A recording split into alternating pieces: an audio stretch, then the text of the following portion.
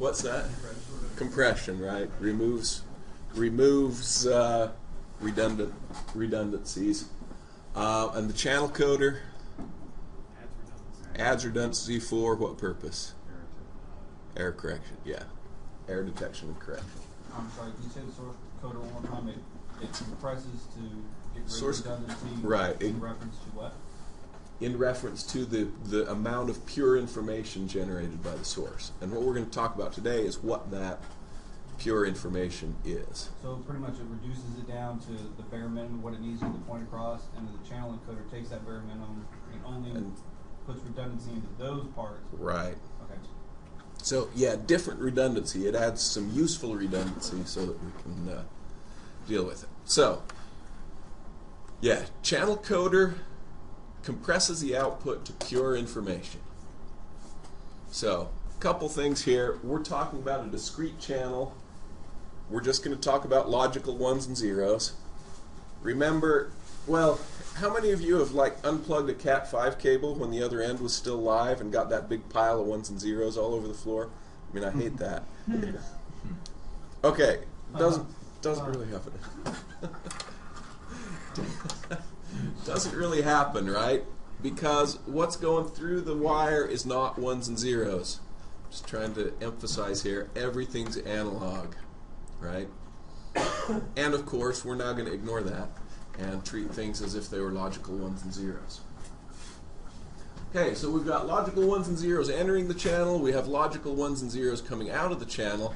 But remember, in the middle, we have noise being added to the channel. So we're probably going to get errors.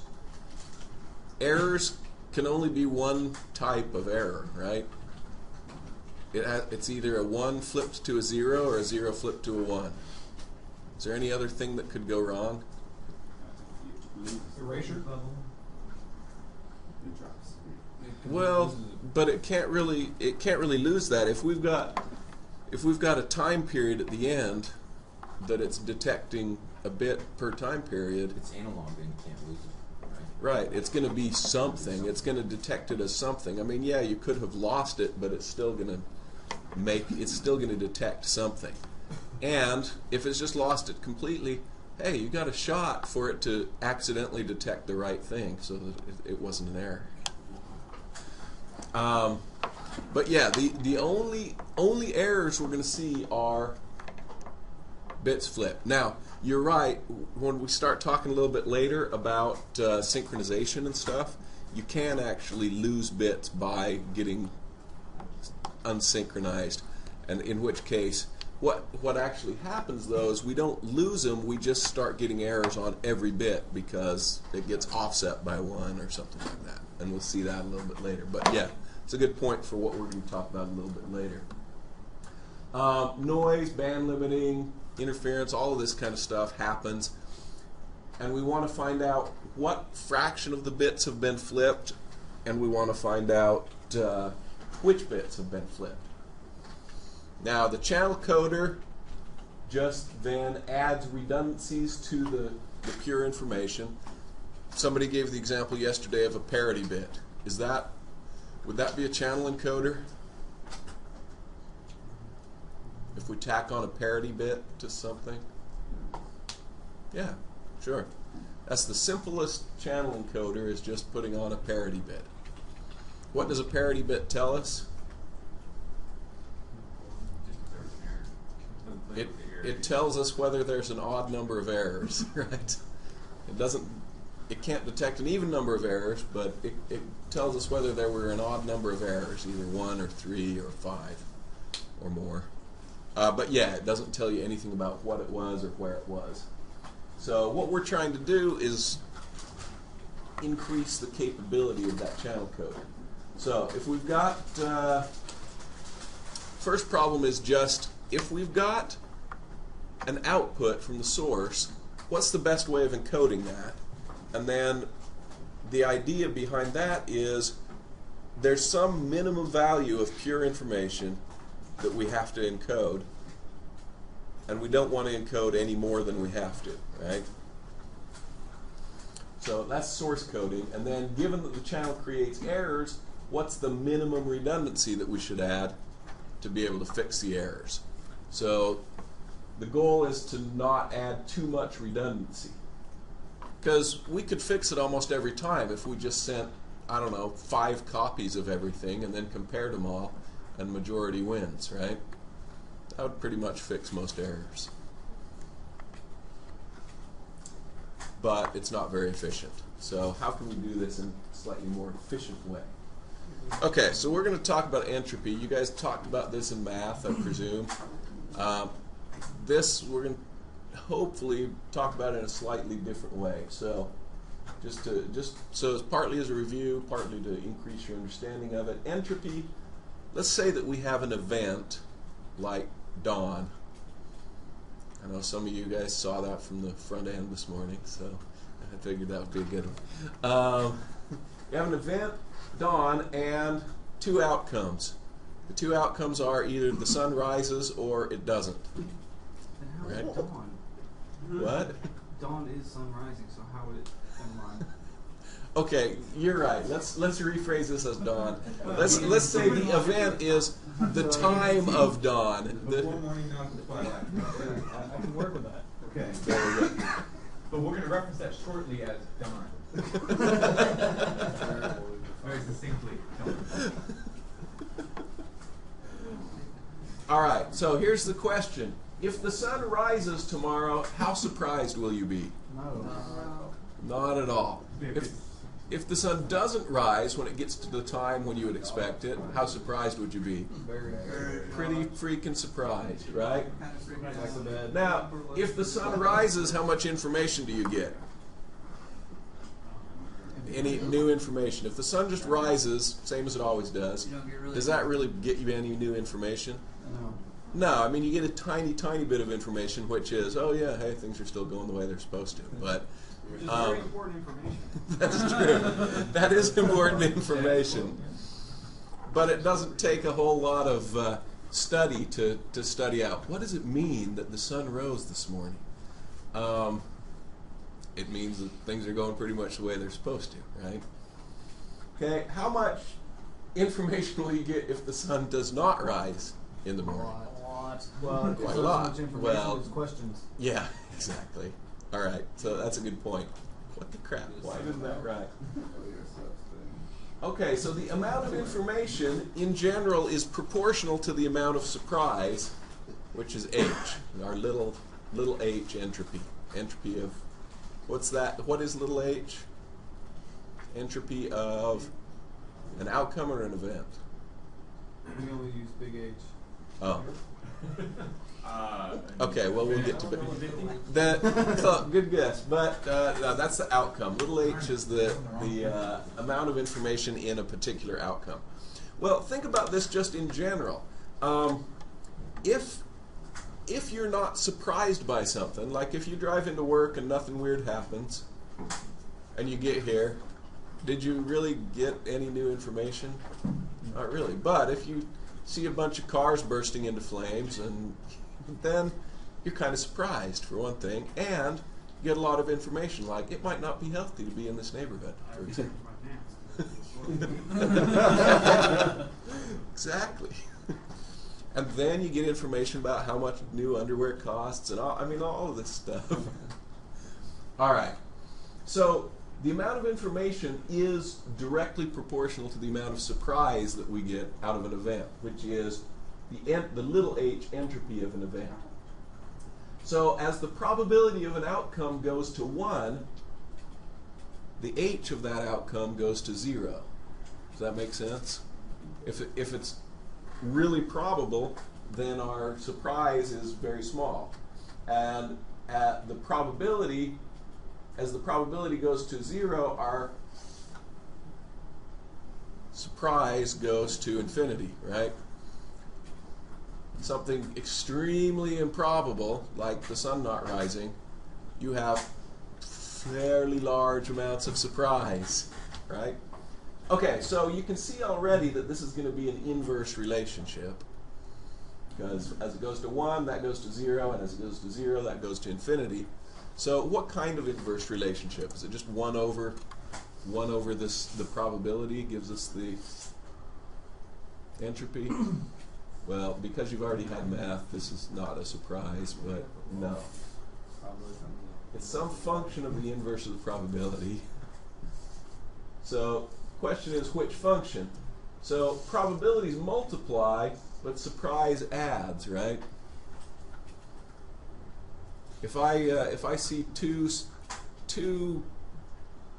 surprising things, I'm doubly surprised. I'm not surprise squared is basically what it boils down to. I know, it's stupid. We need to work on these metaphors. Yeah, you really can't extend a metaphor too far, apparently.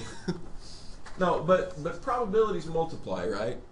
If you flip a coin twice, the probability of getting tails twice is 1/2 times 1/2, right?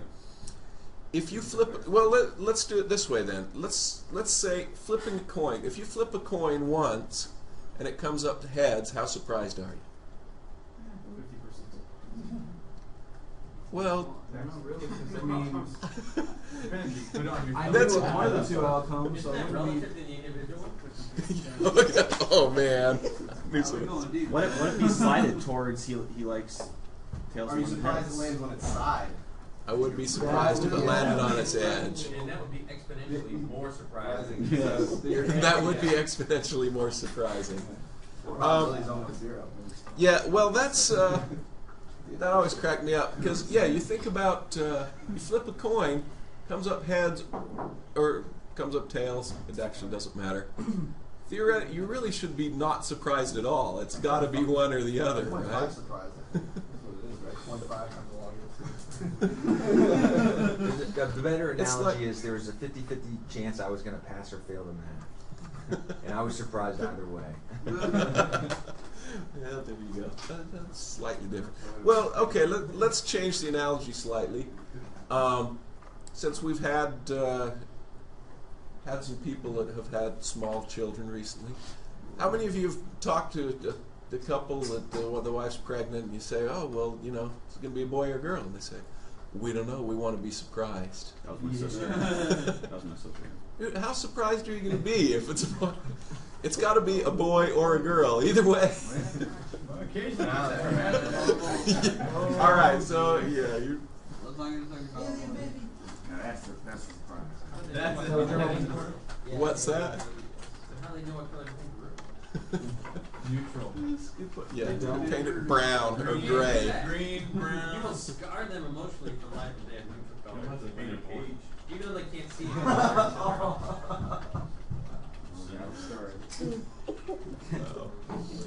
All right. Point is, if the probability.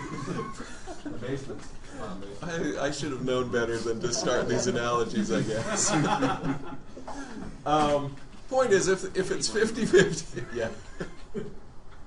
I need a squirrel sign. No. If the but do you see if the probability is 50-50, you can't really be particularly surprised. You don't gain any information either way. It's like, oh, one of the two equal probabilities turned out. Okay. There's no real information in that. So probabilities multiply, but surprise adds. So f is logarithm. So now we know that lowercase h is log of 1 over p, but log base what? Well, again, you've been in math already, so you probably know. 15. Exactly. It's log, base 13. You're close. 2. All right, yeah, it's log base 2 because when we're talking about outcomes, we're usually talking about one outcome or another outcome, right? So it's measured in binnets, which you'll never, ever hear. The technical measurements are binnets, shannons, or bits, but you're always going to hear it in bits because it just is more useful that way. What's that? No, somebody probably used it in a book. Yeah, I know. It was probably being clever. Okay, so how much information do we obtain if a fair coin is tossed and we observe heads? The information is minus log 2 of 0.5, because remember, log of 1/2 is the same as minus log 2. Minus log 2 of 1/2 is 1 bit. So, for example, a better way to say this, if we had to report the results of a coin flip, you know, let's say that the two kickers are standing there at the beginning of the Super Bowl. They have a coin flip. Well, you obviously can't just tell them. They're looking at their phone. So we need to transmit the results of the coin flip so the right kicker comes out. How many bits do we have to send to his phone? 1 bit, because it's going to be a 1 or a 0 for heads or tails. It's going to take 1 bit. Same thing here. You can use the math here, or you can just figure it out. How much information do we obtain if a biased coin is tossed and we observe heads? Let's say that it's weighted so heads shows up 75% of the time. First off, would you expect more or less information in that case? I wouldn't be as surprised, so less, because Right. that's more high probability. You wouldn't be as surprised if it turns up heads, right? So the information is h equals minus log 2 of 0.75, which is 0.42 bits. So we only need to send 42 hundredths of a bit to report those results. So we just shorten it. That's right. No, when we talk about 0.42 bits, this means out of 100 of them, we'd have to send 42 bits, right? Okay, now, here we go to entropy of an entire event. Is uppercase H, which is the average little h. So it's the sum of probabilities, sum of each probability times its associated little h. So the formula is capital H equals minus sum of p log p. Is that what the one you used in math? Well, we got that one, and we also have p log of 1 over p. Okay, we don't so do the negative sign. positive p log 1 over p, but you can do it either way, makes you happy. Personally, I like the minus p log p just because it's easier to remember. P log p. I don't know. Maybe that's just me. Okay, so let's look at our biased coin. Heads occurs with probability 0.75 and tails with probability 0.25. So one nice thing about this is entropy is just minus 0.75 log 0.75. This is the reason I usually use minus. Well, and see, this is why you don't use minus, because this should be also minus. I just proved myself wrong. Feel good about that. Okay, so, but one good thing is it's just p log p. I don't have to figure out the inverse before I calculate it. Right? However, this should be a minus right here. It turned out right over here, but anyway. It's used with fractions. Yeah, so minus p log p plus or minus other 0.25 log 0.25 gives us 0.31 plus 0.5 equals 0.81 bits for the whole event. What was it that we were doing in mathematics class where it was, like, let's say, 0.25 log base 2 of 4? What was that? That was That was because it was p 1 log. over 4 times log base 2 of 1 over 1 over 4, which is 4. Yeah. That's what I'm saying. The 1 over 1 is easier with fractions because you just flip it. You don't have to do like he's talking about with math. Right. You figure it out. So this one is the same thing. It's negative. And the reason is if you do 1 over p, it's the same as p to the negative 1. You can pull the negative 1 out, so it's negative p log p. Right. So yeah, exactly the same formula, except right when you're using fractions. If it's just math stuff and you're using fractions, then yeah, it's perfectly easy to just flip them. In most cases, when we use this, we're going to be using decimal probabilities of something because you're going to have maybe 10 probabilities that have like a 17% chance and a 3% chance and a 40% chance, and they presumably all add up to 1. But it's whatever you guys like. It's either minus p log p minus the sum of all the p log p's, or positive sum of p log 1 over p. Okay, so what's the maximum h over an n symbol source? We see here that this is big H. If it's biased towards heads, it's going to be 0.81 bits, which is less than if it were a fair coin, right? It's a fair coin. We already saw that it's 1 bit. So what's the maximum H? If all outcomes are equally likely, then P is going to be 1 over n, right? So minus sum of 1 over n log 1 over n is just plus log 2 of n. So the maximum H of an 8-symbol source would be 3. Maximum H of a 16-symbol source would be 4 bits, right?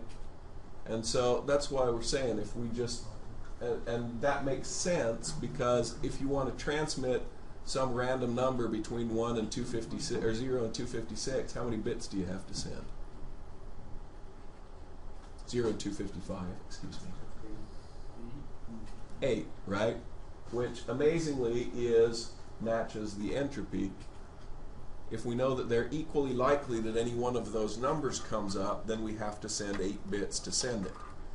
If they're not equally likely, is that going to get more or less? Are we going to have to send more bits or fewer bits? Fewer, right? Yeah, if they're not equally likely, we can take advantage of the fact that some of them are more likely and use fewer bits to send those. And that's the idea behind the coding that we'll see in just a second. So here, if we have 2 possible outputs, A and B, which are 0 and 1, A occurs with probability P, B with 1 minus P, and everyone's independent of previous outputs. This is the independent, identically distributed thing, right? When you talk about coin flips and things like that. So H is going to be minus P log P minus 1 minus P log 1 minus P, and that gives you an entropy curve like that. Out at the ends, the entropy is really low because your average surprise is low. If you've got a coin with heads on both sides, the odds of it coming up tails are pretty low, so you're not going to be real surprised when it comes up heads, right? Your surprise maximizes at equally likely outcomes. Okay, so let's talk about how we can use that for source coding. So far, match what you talked about in math, more or less? Did you talk about the source coding? A little bit, yeah. Okay. So let's say that we have 4 symbols and they have probabilities 0.4, 0.3, 0.2, and 0.1.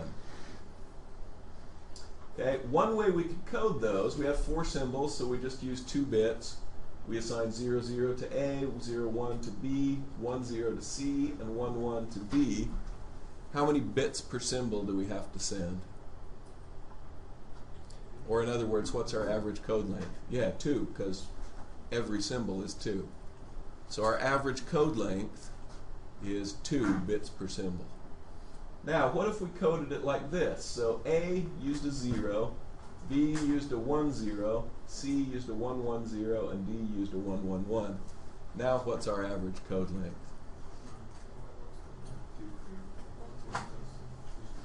What's that? All right, well, it's going to be 0.4 plus 2 times 0.3, so there's 1 for the first 2, plus 0.6, 0.2 times 3 is 0.6, so now we're at 1.6, plus 0.1 times 3, so 1.9, right? So we saved 1/10 of a bit, or over 100 bits, we saved 10 bits, yeah, right? So it is a 10% improvement by coding it this way. Now, second thing is, does code 2 work? Yes. If I just write down a random string, is it uniquely 0, 1, 1, 0, 0, 1, 0, 1, 1, 1, 0, 1, 0, 1? Okay, can I uniquely decode that into a... Yeah. B, C, A, Okay, B, so D, C, A, A, B, D, A, yeah, Oh, that's B. that one right there is A, 'cause it's 0, then B, and then 1. then B, and then this is Something. part of something else, right? Carry. It's a carry, yeah, carry the 1. It's B, carry the 1. Okay, so it does work, and what is it that allows it to work? It sounds like you guys have heard this already. It's called the prefix property. Does that sound familiar? Okay. Prefix property says that no one of these codes can start with any of the shorter ones, right? So this starts with a 0. Nothing else can start with a 0. Nothing else can start with a 1, 0, and it doesn't. Nothing else can start with 1, 1, 0, and it doesn't, and so forth. Okay. Now, average code length of code 1 was 2. The average code length of code 2, which we just saw, was 1.9. Then the entropy of the source is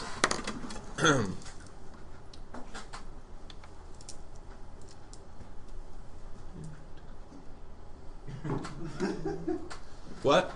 Nothing. Okay. Now that works. I don't know what you guys are talking about. That's totally right. Minus 0.4 log 0.4 plus 0.3 log 0.3 plus 0.2 log 0.2 plus 0.1 log 0.1 gives us 1.846. So the entropy of that source tells us what?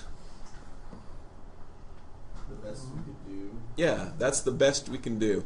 There's no way that we can use less than 1.846 average code length and get that information across. Okay? So that's what the entropy tells us is the lower limit on how we can encode this stuff. Now the question is, how close can we get to that lower limit? Shannon's first theorem says for any source with entropy H, it's possible to encode the outputs so that the prefix condition is satisfied and the average code length S is given by S is between H and H plus 1. Okay? So we can get within 1 of the entropy. Guaranteed. If we come up with a code and it's not within 1 of the entropy, there's a better code. Alright, so this bounds the average length of the code. We can at best be at the entropy, but at worst, we should be 1 more than the entropy. Then the next thing is Huffman algorithm can be shown to be the optimum way of encoding. Now, who was it telling about Huffman yesterday? Okay, yeah. Captain Sherburne was talking about Huffman encoding, and apparently Huffman was one of Fano's students. Fano's a guy who works with Shannon. So basically Shannon said, yeah, okay, here's my proof, and he did all his math stuff and said, look at this, you can get within 1. And somebody says, well, how do you do it? Heck if I know. I'm just proving that it can be done. Shannon got his name also all sorts of crap by just saying, yeah, there's a way. Somebody can figure out a way to do this. But it's called Shannon's theorem.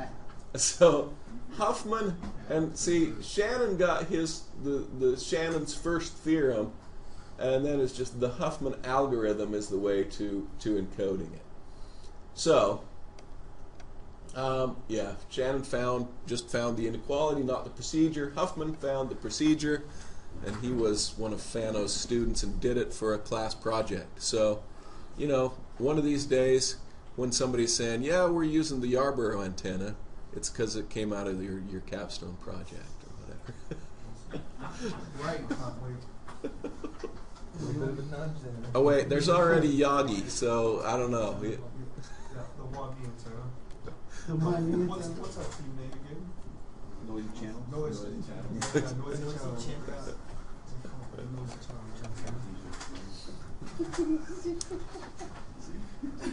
All right.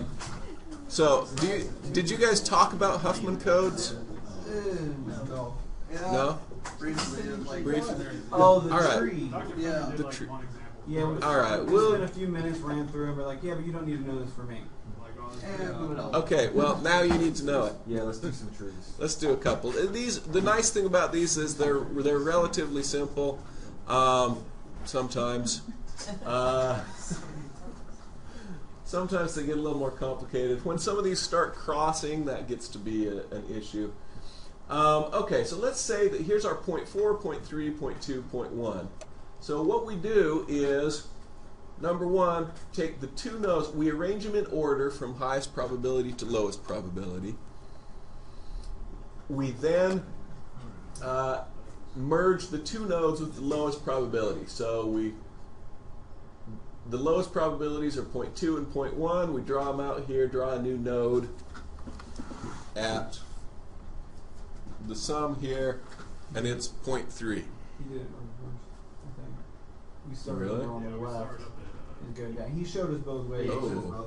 We started at the top. Okay, and well, down. Huffman's whole idea was that starting at the, I mean, this is the whole point of the Huffman algorithm, is that you start at the bottom. There's another one called the Shannon-Fano algorithm that starts at the top that doesn't always end up ideal. So yeah, he showed you Shannon-Fano, I guess, and then starting at the bottom gives you Huffman. He said something about them being different. Yeah, they are different. Shannon-Fano is not guaranteed to reach the ideal thing. Well, and that was Shannon who came up with the inequality, and Fano, who was Huffman's professor, came up with it together, and then Huffman here said, and can you imagine the gall of this kid? Hey, professor, you're wrong. Who does that? Oh, wait a minute. Oh, wait. Only me? I was looking at everybody. Hey, it's just ball competitions on. What are you talking about, man? I still have phantom Fabio hair pain. Like people that have lost a limb and they still get phantom pain in there. I can still feel my Fabio hair. So if you see me going like this, it's because I'm flipping my phantom Fabio hair around. Yeah. All right. So we take the two lowest ones, we sum them together, we get 0.3. Now we take the two lowest that are still exposed here. So this 1 and 2 are gone. They've already been used. So the two lowest are 0.3 and 0.3, which we sum together, and we get 0.6. Draw those on there. So far, I'm not worried about assigning bits to them. Then our two lowest are the only two left. So 0.4, sum that together with the 0.6, and we get 1. And we're done when we hit 1. Now, next step is go down and just label the branches 0 and 1. So here usually you label top branch 0, bottom branch 1. That's how it was done here. Doesn't matter though. What if you labeled the top branch 0? I mean, excuse me, what if you named the top branch 1? Yeah, okay, you're saying as long as you're consistent, it doesn't matter? That's true, but actually it doesn't even matter if you're consistent, weirdly. The nice thing about this is the tree structure itself guarantees the prefix property. And the tree structure itself guarantees that there can't ever be a prefix that comes up, even if you just randomly assign zeros and ones. However, I didn't know that for a long time. I always thought you had to be consistent one way or the other until I started messing with it. I'm like, wait, no, it doesn't matter which way you lay these out. In general, it's easier to see mistakes if you lay them out consistently, and it's easier to see whether the prefix property is satisfied. So most people do them, top and bottom, 0 and 1, or vice versa, but you don't really have to. Is there an example where starting at the top and starting at the bottom results in unequal ones? Because it seems like if we start at the top in this situation, we get the same result. In this one, yeah, you get the same result. I'll have to see if I can dig that up, but yeah, there are situations where it comes out different. But I'll have to try and find one. Yeah, but there are. Be based on like what the probabilities. Yeah.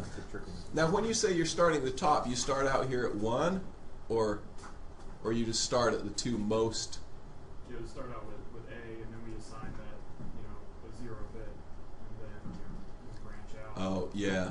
Okay, the only problem is you won't always get a guaranteed prefix that way. It'll sometimes screw up. I'll see if I can find one that shows that it's different. Yeah. But yeah, off the top of my head, most of the time it works, but there are situations where it's not optimal. But usually Huffman is definitely. Huffman is always optimal. Yeah. Okay. So then the code word for the symbol at any leaf is just starting at 1, 1, 1, 1, and you hear 1, 1, 0. It's just traversing the tree from the root down to that leaf. Okay, so does S, which is the average code length, equal H? It can, but only if every probability is a power of 2. If every probability in there is a power of 2, then we can get exactly at the entropy. Otherwise, no. Okay, so a couple quick things. Huffman's code does lossless encoding, which means what? And what's the other It's not gonna, option? I mean, the way I read it, the lossless meaning you're not going to lose anything. Right. Okay. Yeah. Lossless means just that. It's lossless. You get every character back, or every event outcome back, so you can figure out exactly what it was. The other version of encoding would be lossy encoding, and lossy encoding is things like MPEG, MP3, things JPEG, things like that they're not exactly the same at the end, but they're close enough that it doesn't matter. So for videos, audio, pictures, things like that, we use lossy encoding. When it's data, you pretty much have to use lossless encoding, because if the data comes out differently, yeah, you're kind of screwed. Okay, a couple things. It needs a priori probabilities of the outputs. We can't come up with a Huffman code if we don't know those probabilities in advance. So what if we just guess? Then it turns out worse than if we just use regular. I mean, you have to know the probability of each thing in advance. Now, zip, you've all seen zip compression.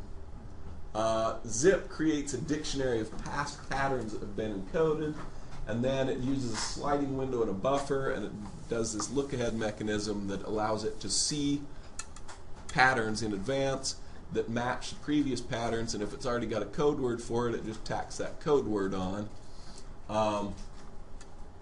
That works pretty well. That's a good one. And then there's lossy encoding, which just eliminates bits that may not critically reduce quality. I mean, your audio, listening to audio, how many of you can tell the difference between listening to it on a CD and listening to it on 128 kbit per second MPEG? Some people can.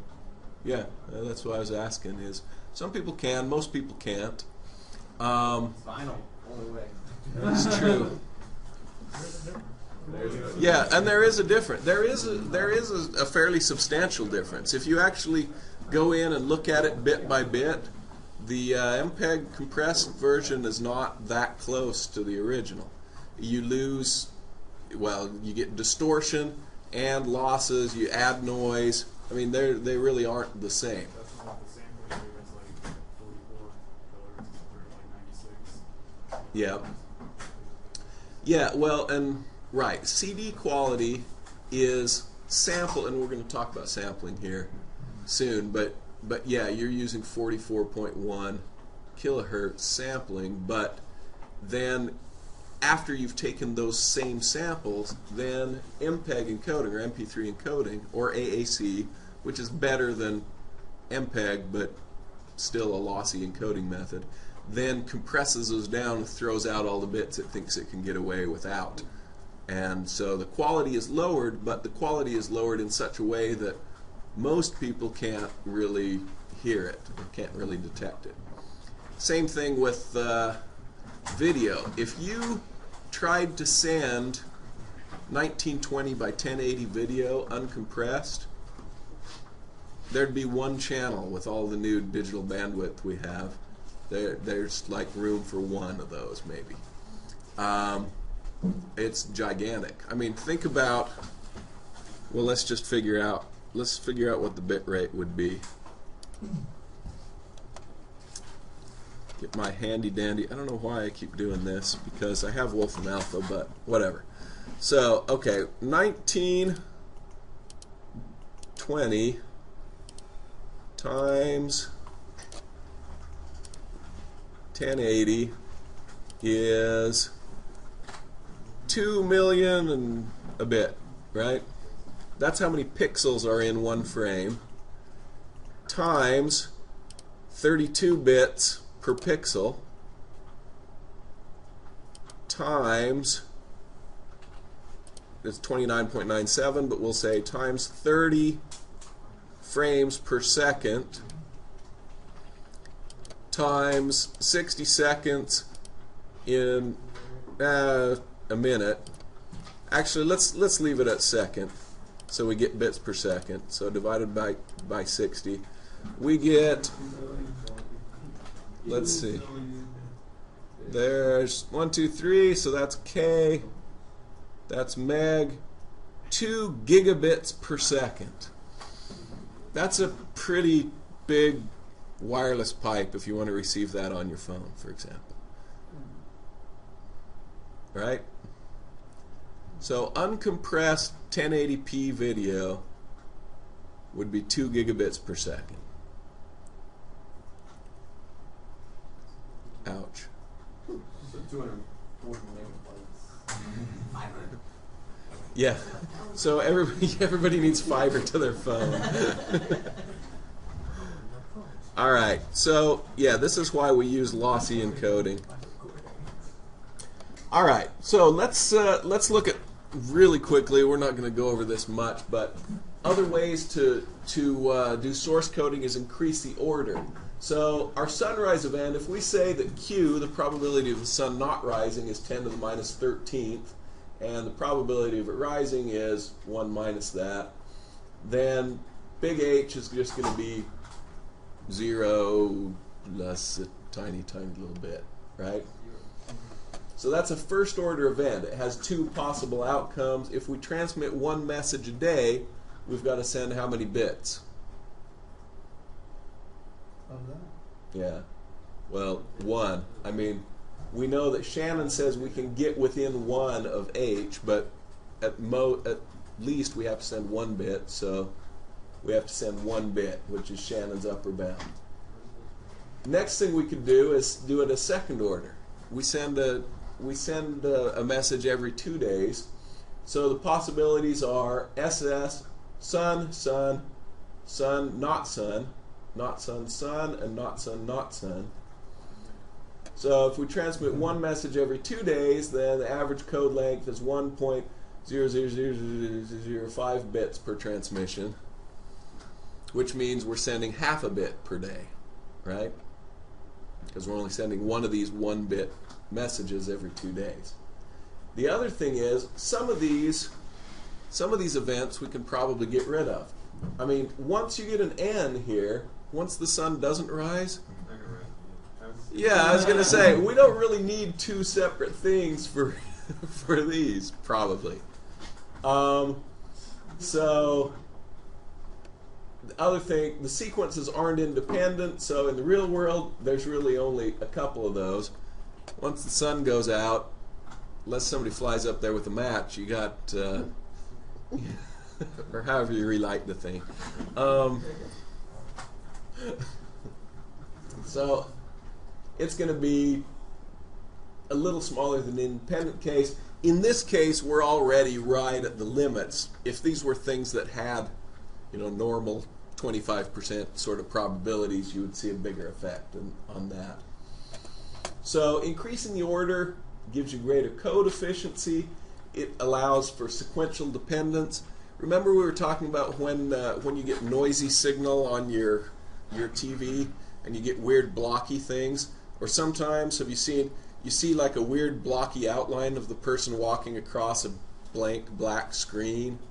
Has anybody seen that? Or you get weird outlines of the things that are moving, just kind of scattered around. That's because MPEG takes advantage of frame dependence. It looks at each individual frame, and so, for example, it might only transmit the background once and then transmit 60 or 120 frames of just changes when something moves. So if you miss that one frame that sent the whole background, if that got corrupted, then all you're getting is the little differential signal. So you'll see edges of things that are moving, but it won't update the background for a little while. That's why sometimes, like, you'll get a black block someplace in there, and then you'll see weird moving. It looks like something's moving on it, and then all of a sudden it'll pop back and be there again. That's because they use sequential dependence, and you lost the base frame. Okay, so then if we do third order independent, we've got 8 outcomes. Knowing our sequential dependence, there's really only 4 outcomes, right? Any of them that start with n, we're pretty much going to just give up on. So our average code length is 1.8, which means we're sending about 1/3 of a bit per event. So as n goes to infinity, s approaches h. So we can get to Shannon's lower bound by just increasing the order. So the different versions of MPEG, or those like different revisions that approach Shannon's lower bound?